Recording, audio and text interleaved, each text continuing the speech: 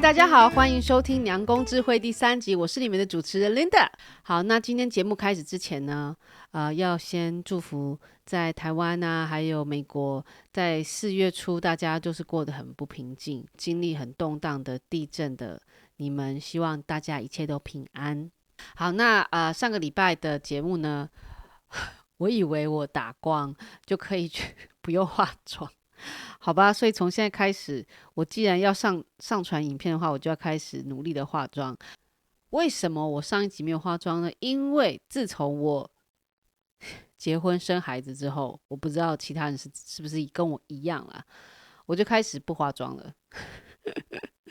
那也因为这样呢，我去找我化妆品要化妆的时候，发现我所有的现在小朋友5岁，所有的化妆品都过期了，然后就是干一堆那种粉底液干掉啊，然后那个眼线啊也都画不出来了，所以我就花了一些时间重新购买所有的化妆品，为的呢就是要呈现给大家最棒的节目内容。那节目今天一开始呢，我们先来听故事好了。Haven't we made it, my love? Oh, honey, look how we made it this far.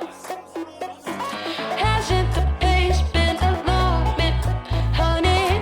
Take a look at where we are. 第一则故事大标是：我姐夫需要动手术。我姐想要用爸爸过世留给我们姐妹的财产来支付她的手术费用，但我不同意。我有错吗？我姐姐27岁，我18岁，我跟姐姐差了9岁。我们是单亲家庭长大的，我爸爸一个人努力的抚养我们姐妹。我们的妈妈从来都没有出现在我或我姐的生命当中。1年前，我们的爸爸过世了。爸爸给我和姐姐留下了一笔财产，我们姐妹对分1人50%。我姐用她继承的那笔钱买了新车，还有重新装潢了她的房子。我呢，则是和我姑姑住在一起，因为我姐夫不让我和姐姐住在一起。我呢，打算想用我继承的钱来支付我的大学学费。我一直想当医生，所以我想用这笔钱来支付我读医学院的学费，但我还在考虑说要读哪一个医学专科。姐姐自从结婚后就慢慢与我疏远。我姐夫是那种自以为很幽默，会以很调侃的方式对不熟的人批评嘲讽。他甚至还在我们爸爸的葬礼上大吵大闹。我的家人们对姐夫是相当的宽容，因为我姐夫呢，是患有慢性病的人，所以呢，家人呢对他的一些行为都未曾说过什么。久而久之，不顾他人感受，大肆批评言论，也就成为我姐夫的一贯作风。也因为这样，我也慢慢疏远了姐姐全家。最近我姐经常来探望我，向我发泄我姐夫的病情。她因为心脏病多次进出医院，需要接受手术。她多次跟我提到爸爸给我的那份遗产，但每次只要她提到遗产，我都会转移话题。上礼拜，她直接问我是否可以帮忙她支付姐夫的手术费用，并保证她会在不到1年的时间内还清。听他这么说，让我感到很没有安全感，因为如果我从我的遗产中给他一大笔钱，就他口头上这么说，怎么能保证他会在我申请大学之前还清？还是我要跟姐姐要求签借据？如果真的借钱给他了，我必须要休学至少1年，因为我知道我姐姐没办法在短时间内偿还那么多钱。我这么做等于是拿我自己的未来冒险。于是我没过几天就拒绝姐姐的请求。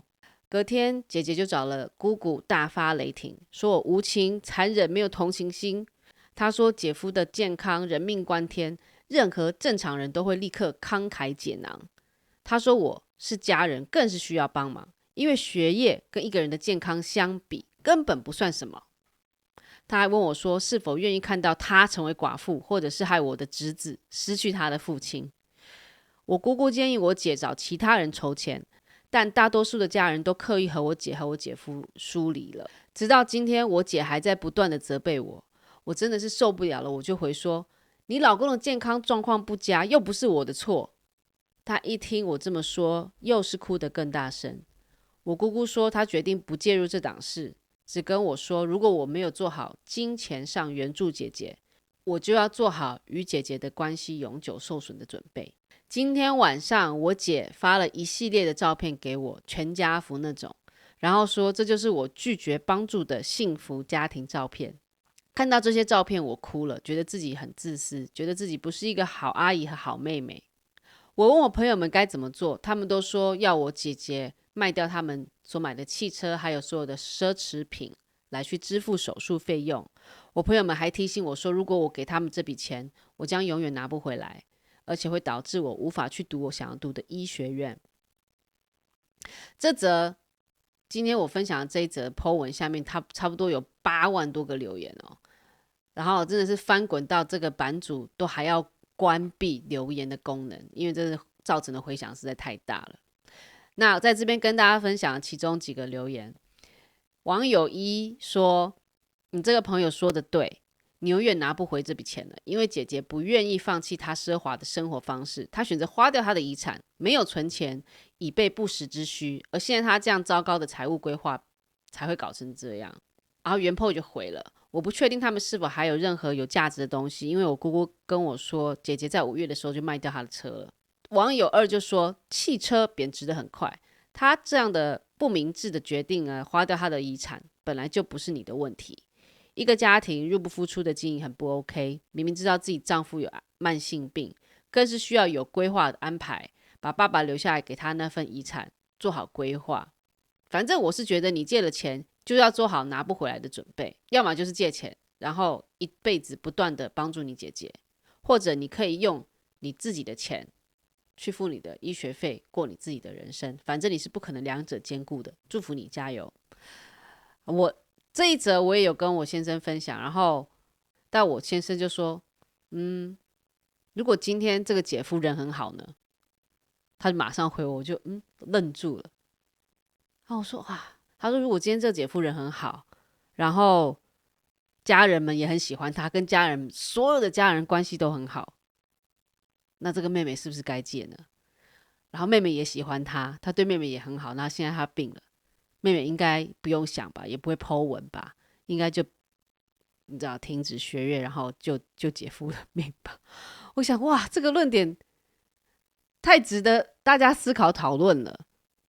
所以我真的觉得做人很重要，因为今天如果姐夫做人没有那么失败，我觉得他的手术费用很多人都会帮忙。因为我其实在读这个故事的时候，第一个反应也是干嘛借钱，一定还有别的方法。好，那现在来听一则 AI 新闻吧。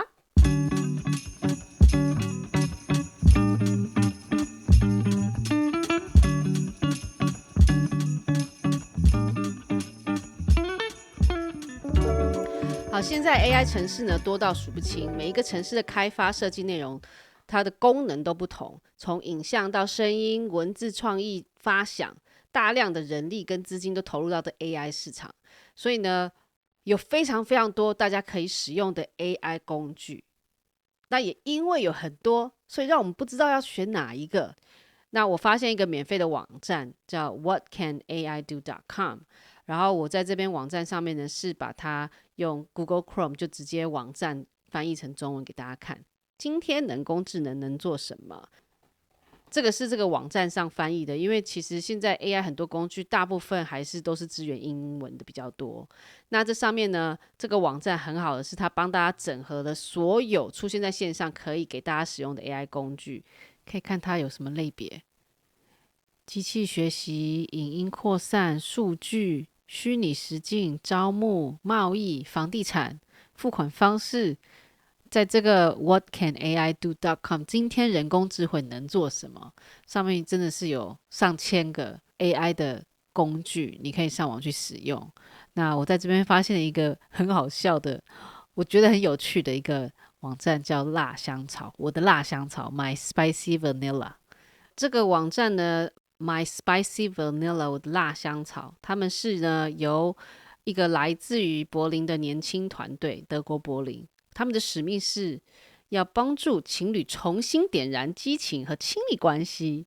这上面有非常非常多约会的创意，你可以在家约会、户外探险、艺术或是文化的约会内容，然后或者是你有性感的约会创意，还是有趣的约会想法，在这个网站上你还可以用它的 AI 生成器来当爱情故事的作家。我看一下这个 AI 写起故事来是不是真的是要让我们觉得很担忧。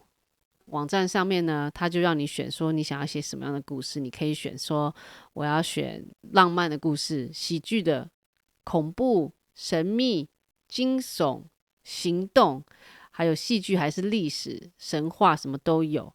然后我这边来测试一下它写故事的功能如何。这边我就选了一个浪漫喜剧在纽约，然后重燃过去的浪漫的一个故事的中心。然后呢，你其实就在这个网站上面简单的写出来，你想要男主角长什么样，女主角长什么样，然后他们是在什么样情况下相遇，然后呢，人工智慧就会生成你想要写的故事。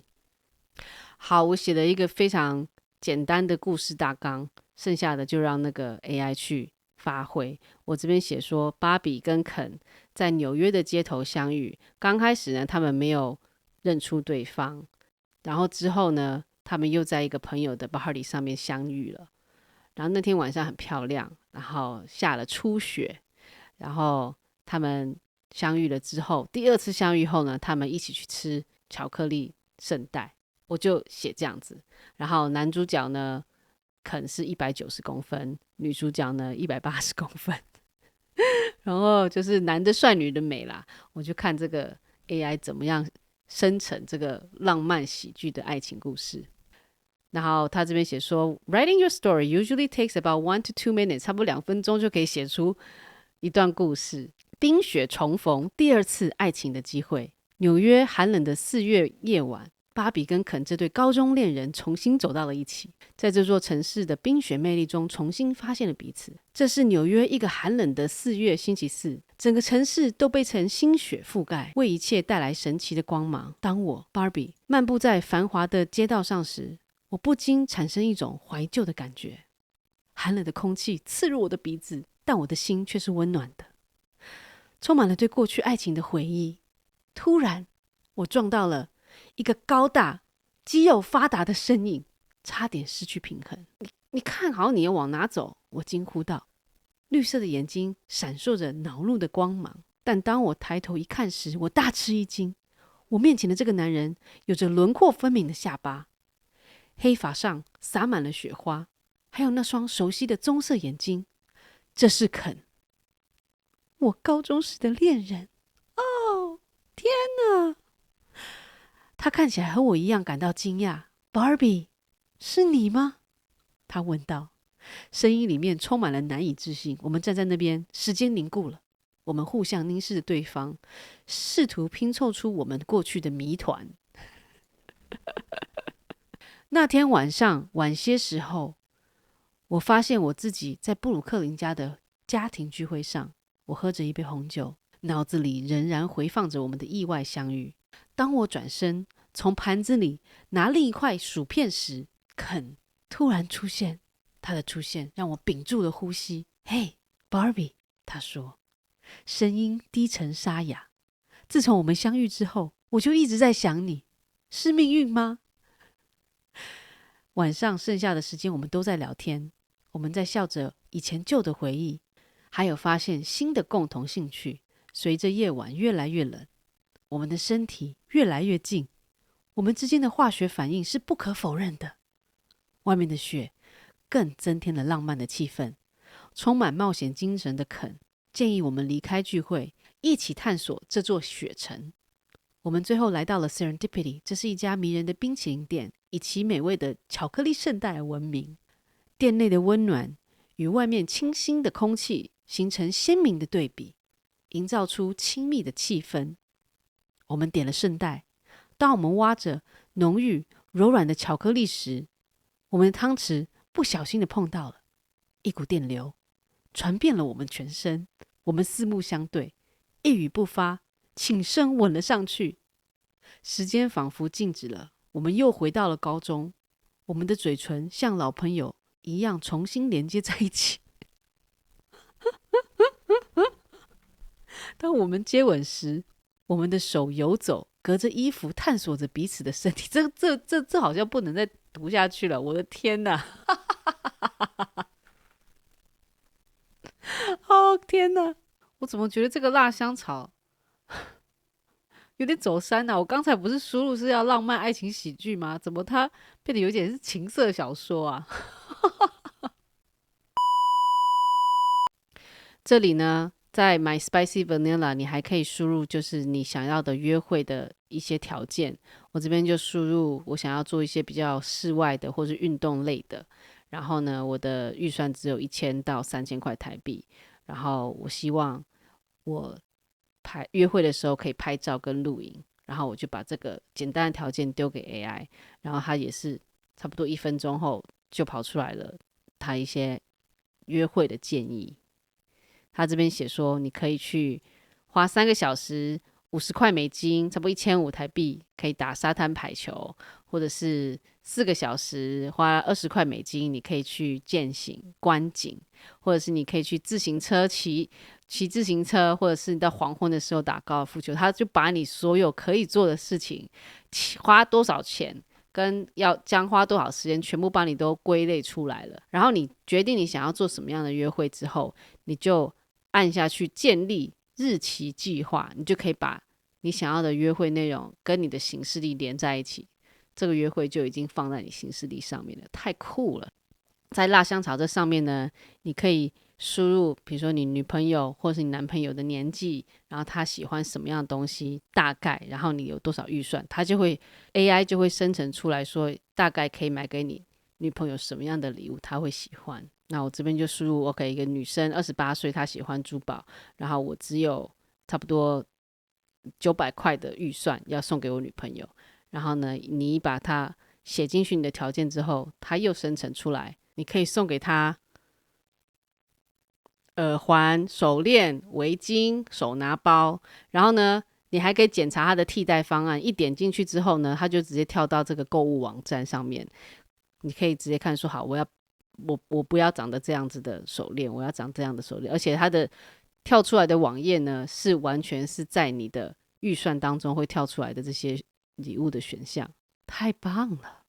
所以大家有空的时候，真的是可以去辣香草上面玩玩看，它的故事生成啊，或者是一些角色扮演的 idea， 这些人工智慧生成器，到底是谁在写的啊？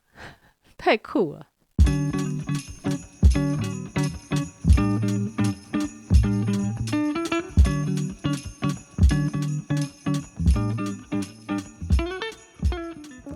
好，第二则要跟大家分享的故事，我要求我的亲弟弟不要带她男朋友来我的婚礼，我这样做有错吗？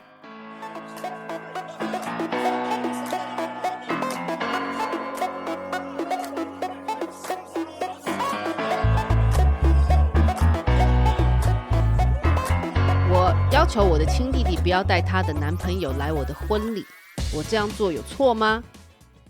我知道这个标题让我看起来很糟糕，我也因此失眠了很久。事情是这样的，我1周后要和一个很棒的女生结婚了，我迫不及待的想要成为她的老公。我们2个人都因为终于可以举办婚礼，非常的兴奋。我的弟弟是同性恋，但我全部的家人都不知情，只有我的父母亲知道而已。我来自一个非常传统的家庭，所以家族中老一辈的人，祖父母和一些姑姑叔叔仍然拥有上世纪的观念，而年轻一辈的表兄弟姐妹则是跟我一样生活在当下，而且思想非常开明。我弟弟和她男朋友已经交往了6个月，她男朋友人很好，我也很高兴我弟找到一个好男人。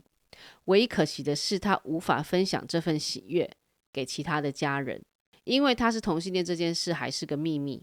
多年来我一直跟他说他应该出柜，因为我知道他为此躲躲藏藏烦恼很久了，所以我更加认为他应该不再隐藏他的性向。而且我跟你们打赌，应该已经有几个家人已经察觉他是同性恋了。但是弟弟还是不愿意在其他家人面前出柜，因为他知道家族中有一部分的人是不可能接受他的，而且他觉得这样会引起很多不必要的麻烦。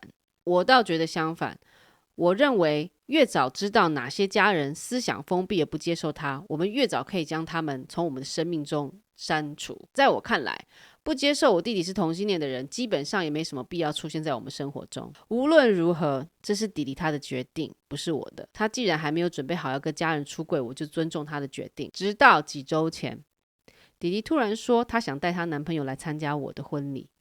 说实话，我没想到他会有这样180度的大转变。如果是其他场合，我肯定会支持的，但我不认为选择在我的婚礼上和所有家人宣布他出柜这件事情是合适的。我光是想象他宣布后所有家人的骚动、八卦和废话等等，drama 那些的，我就头疼。我不想把注意力从我的未婚妻身上转移。婚礼是他的大日子，我未婚妻应该是当天的主角。没错，好男人。我问弟弟为什么想选择在我的婚礼当天出柜，他说是因为他想和他最爱的2个人，我和他的男朋友一起庆祝爱情。一听他这么说，更是让我两难了。我是会为了他与我家人大打出手的哥哥，而且我也做好了，要是他们不接受弟弟，我也永远不会跟他们联络的准备。我的婚礼是个庆祝爱情的象征，没错，我能理解为什么弟弟会想这么做，但这会让婚礼失焦，而且带来很多不必要的纷争。我不能够这样对待我未来的妻子。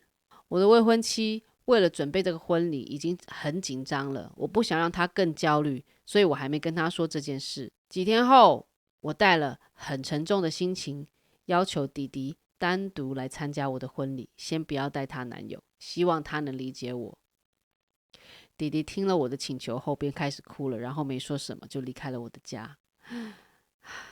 第2天，我收到他的简讯说：“别担心，我一个人去。”弟弟，我试着打电话给他，但他没有接起我的电话，而我爸妈似乎也不知道发生什么事，因为他们什么都没说。几天后，弟弟终于打电话给我，我们谈了。他说他理解我的立场，但我们之间的气氛变得就是很奇怪。我想这是我目前生命中所遇到最困难、最糟糕的难题。我这样处理会不会很混蛋？好难哦。更新，我和未婚妻说了这件事，因为我再也不能瞒着她了。然后她也同意了我的做法。澄清，我知道如果在婚礼当天出柜，会引起麻烦的人不会是我弟，而会是从那些叔叔阿姨有歧视的眼神开始。不管怎么样，我们在这场婚礼上花了很多钱，而且我跟我的未婚妻用了很长的时间，全心全意在策划婚礼上所有的细节。我不想看到我的新娘或是我妈妈在婚礼上落下不开心的眼泪，更不想因为一些愚蠢的叔叔知道消息后，对我弟弟做出一些侮辱的言语或者是举动。在我生命其他的每一天里，我都会举双手支持我弟弟出柜的决定，但关键是不要在我婚礼上宣布这件事情。还有板上的你们留言我都有看，我想跟你们说，我弟弟绝对不会是混蛋，因为他也为了此事配合了我的请求。真的是好难哦。这2件事都是人生中的大事，所以这真的是好难抉择哦。好，来听一则 AI 新闻吧。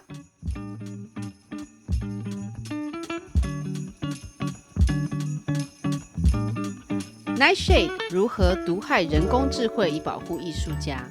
由人工智慧驱动的艺术工具席卷了艺术界，人工智慧的进步引起了艺术家们的担忧。他们担心他们的作品可能在不知情的状况下被人工智慧利用，这可能会窃取他们的创造力、艺术风格，还有他们的智慧财产权。尽管 OpenAI 的 DALL-E 还有一些平台公开承认他们在网络上抓取一些图像和艺术品来训练他们的人工智慧数据，许多艺术家一直在寻找方法来阻止人工智慧查看他们的作品。到目前为止，几乎没有工具可以来保护艺术家他们的作品免于人工智慧未经授权的使用。有些艺术家甚至不在网络平台上面发布自己的作品，因为他们担心自己的艺术风格和智慧财产权被盗用。由芝加哥大学教授赵彦斌 Ben 教所带领的研究团队，他们所研发的 AI 数据投毒工具 Nightshade 正式发布了。上线短短5天内，下载量突破了25万，受欢迎程度远远超过了研究团队的预期。Nightshade 可以让艺术家上传自己的原创画作，然后呢，在画作中砍入有毒数据。这些数据会被机器学习算法识别成错误的讯息。作品呢，经过 Nightshade 的调整之后，会让 AI 的模型判断错误，例如将狗的图像认成猫，然后将帽子的图像认为是蛋糕。那这些错误的数据还很难从庞大的数据中找出来并删除。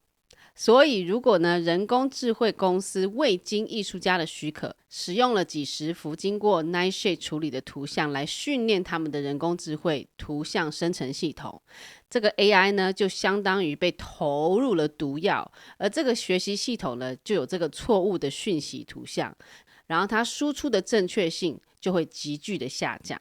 Nightshade 并不是第一个试图扰乱人工智慧的工具，但它是目前最有野心想要成为最有效能够抑制人工智慧滥用的工具。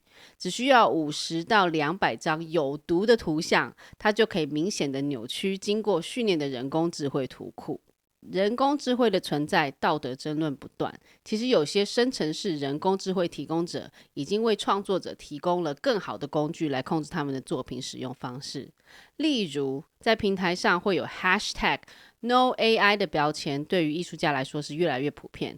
这个 #NoAI 就是艺术家们在表明他们不同意将自己的作品供于人工智慧的数据使用。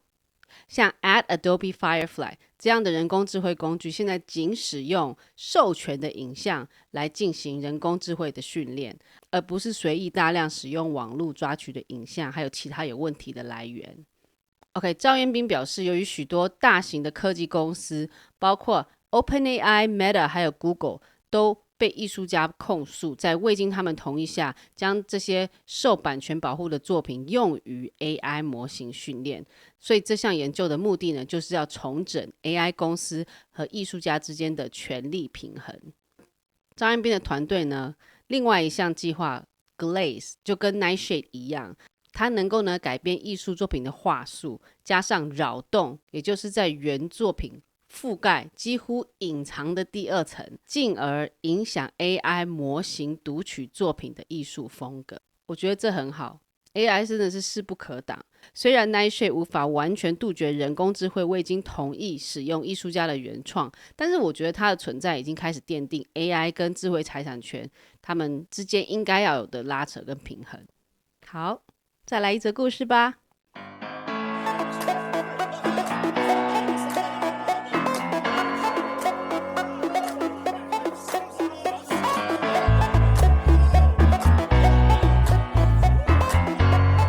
我女儿对我的新女友口出恶言，所以我决定停止支付她的学费。我有错吗？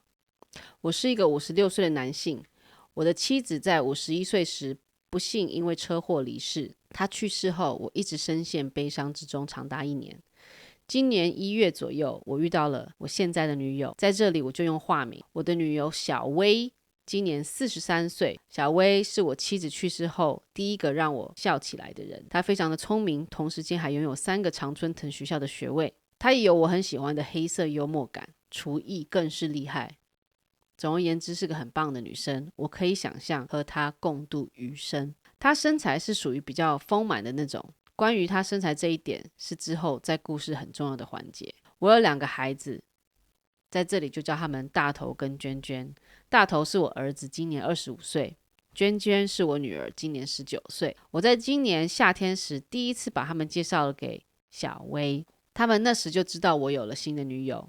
小薇和我的儿子大头相处得非常好，但是我女儿娟娟对小薇一直都非常冷淡。在第一次见面之后，我就问娟娟说是不是有什么心事，但她只有摇摇头的否认。我女友小薇还主动尝试的几次去接近娟娟，试着呢开启一些话题，但都被娟娟很粗鲁的拒绝了。11月感恩节的时候，依照惯例，大头跟娟娟都会回家团圆吃感恩节的火鸡大餐。在吃饭前，我跟娟娟提醒了说，希望她在晚餐时候可以表现得有礼貌一点，因为即使小薇一直很仁慈，娟娟对小薇向来没有好脸色。晚餐进行的10分钟还算顺利，不过我注意到娟娟全程很不友善地瞪着小薇。当小薇起身要去拿第3份马铃薯泥的时候，娟娟说了一句：“你身材这样，你不觉得你吃的够多了吗？小薇一听完，立刻开始啜泣，跑回房间。我感到非常羞愧跟愤怒。我当时赤红着脸，大吼着要娟娟滚出去。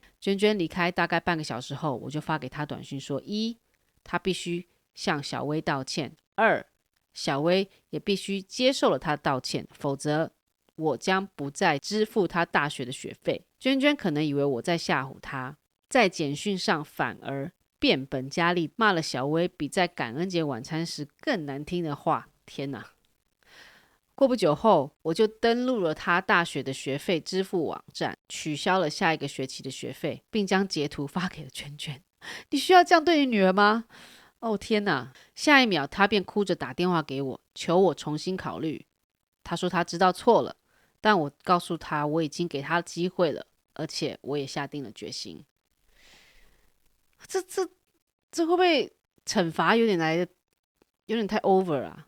这则故事又是一个留言区，因为太过于踊跃，被版主被迫关掉留言功能。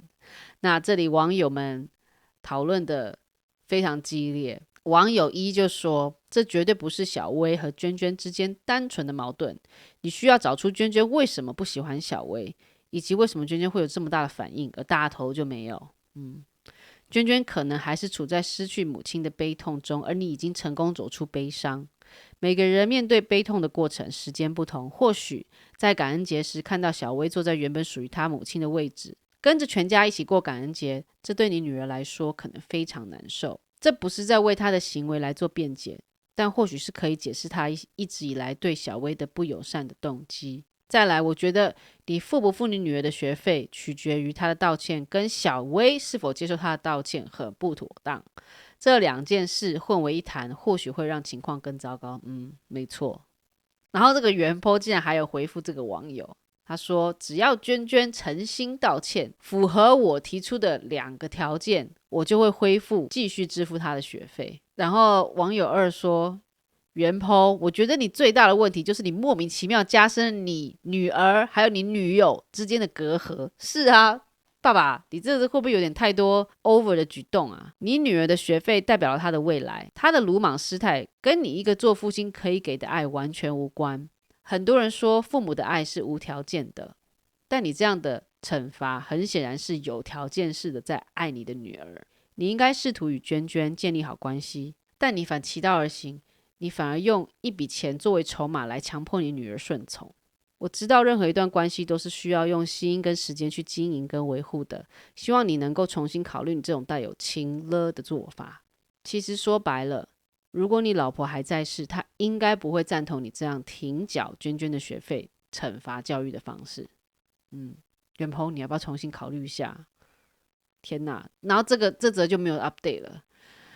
唉，养儿育儿难呐，就我不赞成这是个很好的惩罚的方式，但又觉得说，如果惩罚不够力，小朋友会知道要改吗？他就是会不会没有感觉？这真的很两难。好，这就是今天的娘公智慧，希望你们会喜欢。我们下个礼拜见，拜。